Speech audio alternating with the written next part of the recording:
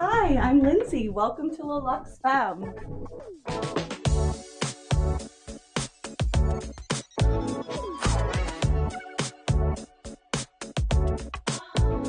So this is the newest boutique in town. We are a plus size exclusive clothing boutique, and everything that we offer in store is sustainable and ethically made.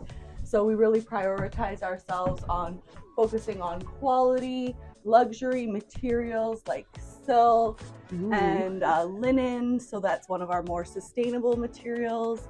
And yeah, I'd love to give you a little tour of the space. We have our selfie area here with a little ring light so that everyone can play in their new styles.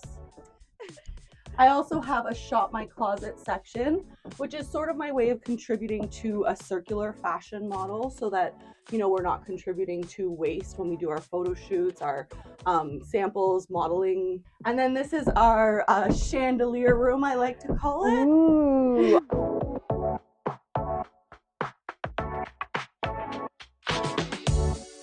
We are in Prince Edward County in lovely Wellington at laluxe Femme, and we're here with Lindsay, the owner, and this is her new space. Yes. So how long have you been here? We just opened in this location in the beginning of December. We were in Picton, but our location was a little bit hidden. So we're super excited to be on Main Street, and the traffic has increased dramatically. So we're very excited about the results. I would assume soon you're going to be booming. I know.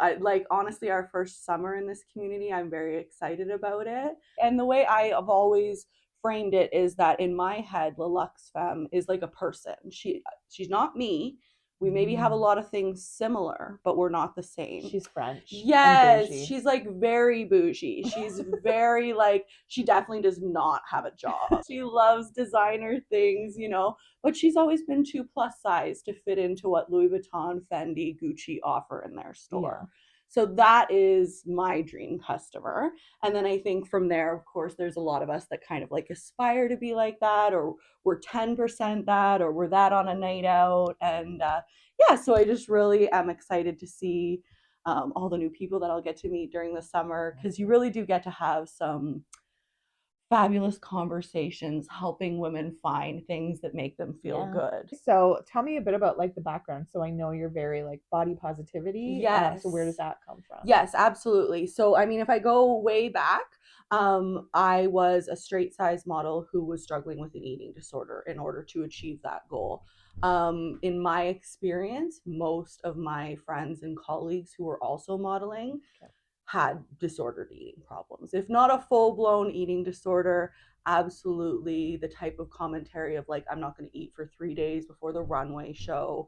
I think in 2024, we know that that's disordered eating. However, of course, we have some new things on the horizon with Ozempic and Wegovy that are kind of challenging that perspective. Yeah. So we here are all about embracing your body as it is.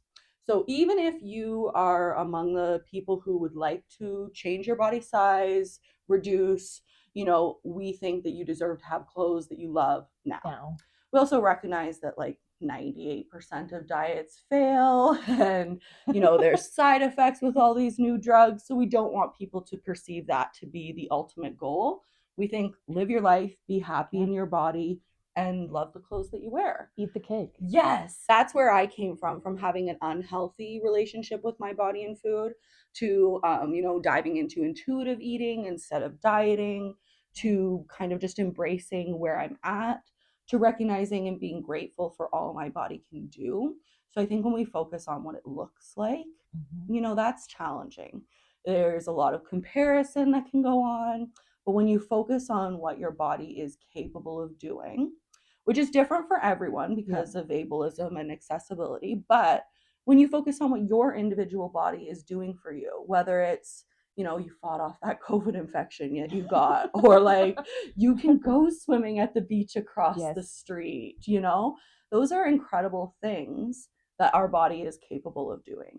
And I think if we focus on that instead of on what we look like, we can have a much healthier relationship with, our body, exercise, and food. Yeah, I love it. You got to have balance. Yeah. Who was your role model growing up, and how did they influence your career path? Ooh, okay, controversial question. Wow. And it is, because when you hear my answer, you'll be like, oh, I see why that is controversial. So it was definitely Oprah. I always thought of Oprah as my second mom. I know. I get it. Hey, Oprah's but cool. she was like really a hero to me. And unfortunately, that broke at some point. I think it was around the time when she was asking us to send in pennies for the school. And I just couldn't get over the like, can you just sell like one house to pay for the school? Yes. Instead of asking people who can literally only afford to donate the One pennies penny. they found in the couch, which may have cost more to send to Oprah than was actually in the envelope. Like more was spent on stamps in that equation. Yeah. So yeah, like seeing her involvement with, what is it called, WW now instead of Weight Watchers, same vibe though. But she's Oh. one of the biggest investors in that. I believe she's making comments about Wegovy and all of that that isn't very body positive in its nature.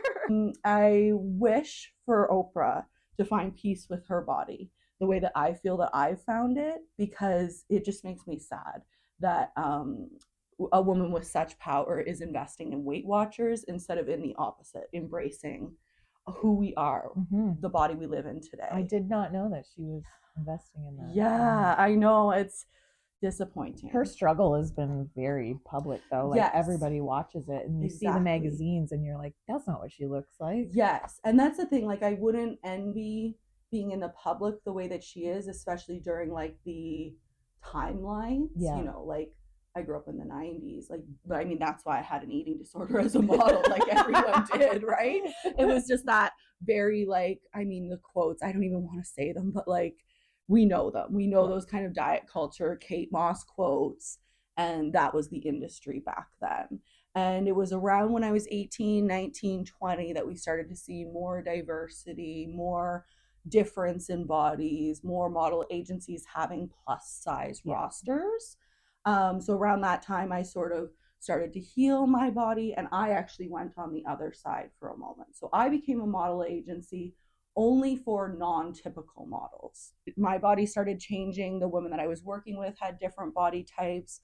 But like I booked the plus size models for Project Runway Canada. It was kind of exciting to kind of make that difference on the other side.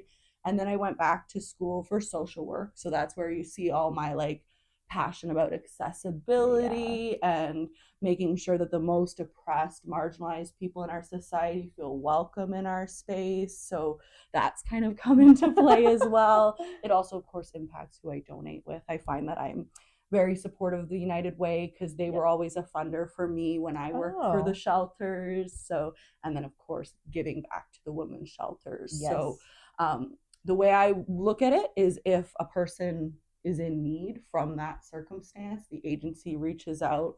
I would just help to fulfill those needs. I think that the problem is that it's complicated because we're plus size people and we don't have much access to clothing. We don't give it away very often either. We sort of end up hoarding it because we feel this like scarcity model exists. So therefore, women's shelters also receive less donations of plus size clothing. But of course, all backgrounds, all sizes, all shapes, all races, etc., end up at a women's shelter. So that's just something that I can help fill a gap of that I'm passionate about because of my previous work. Yeah, well, like last year at Brazen, we did 3 Oaks, and this year is Dress for Success. Perfect. So we hope to get some plus size stuff there. Yeah, that's exactly like, those are two of my favorites that I've obviously worked with directly with the women's shelters, but Dress for Success indirectly with all of my clients during that time. So yeah, I love those organizations. Well, thank you so much for inviting us into your space. It's beautiful. Everybody come on down to Wellington and check it out. Is there anything else you would like to add? I guess if I was going to leave like with one message is that we're really advocating for like a change to society. And I know that can seem like kind of airy fairy because I'm still a business. I'm still here to make money, but ultimately I do want to make change. So that's why we believe in like ethical and sustainable fashion. We don't buy fast fashion. So that can mean that some of our prices might not be affordable to everyone. what we're working for is a society where we are affordable to everyone, and that may take some time. And it means advocating for everyone to get paid a livable wage, including members of our community. Yes. It doesn't mean that we seek out lower cost fashion by exploiting people from other countries. So I really want to advocate that we like really work on that as a community. I've seen the articles from our local area that the livable wage is $19 an hour. So I encourage employers in the area to be paying that much or more to make sure that all of our, community members can have the life that they deserve in this community. You deserve to be able to live. Yes, exactly. Well, I think also maybe we should just encourage the ladies out there to just love yourself for who you are. Absolutely. And if you need some clothes to cover that beautiful body, you should come here. Yes, absolutely. Embracing who you are now. And if that changes, embracing your body then too. You just come back and buy it in a new size. Yeah. Clothes are meant to fit your body. Your body can change. Just get new clothes. No problem. Fair. Well, thank you so much, Lindsay. You're very welcome. Thanks for having me.